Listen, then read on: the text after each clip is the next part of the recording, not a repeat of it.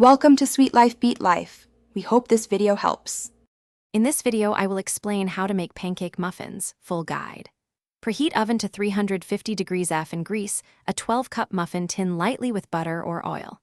Whisk 2 cups flour, 2 tablespoons sugar, 1 tablespoon baking powder, and a pinch of salt in a bowl until combined. In another bowl, whisk 1 cup milk, 2 eggs, and 3 tablespoons melted butter. Fold wet into dry until a few lumps remain, then fill tins 3/4 full.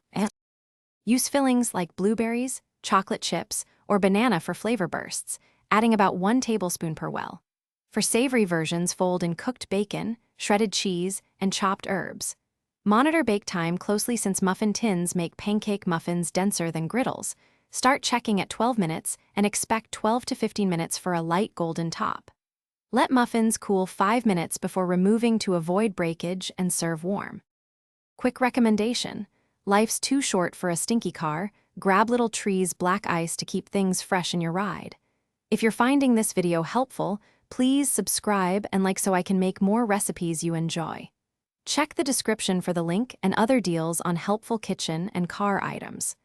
I appreciate every like and comment. Now let's get back to the video.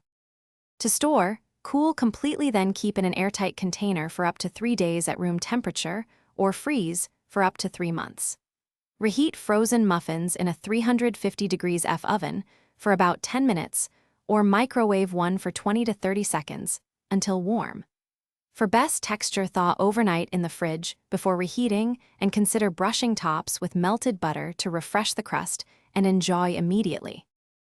Thanks for watching. Consider subscribing if we helped you.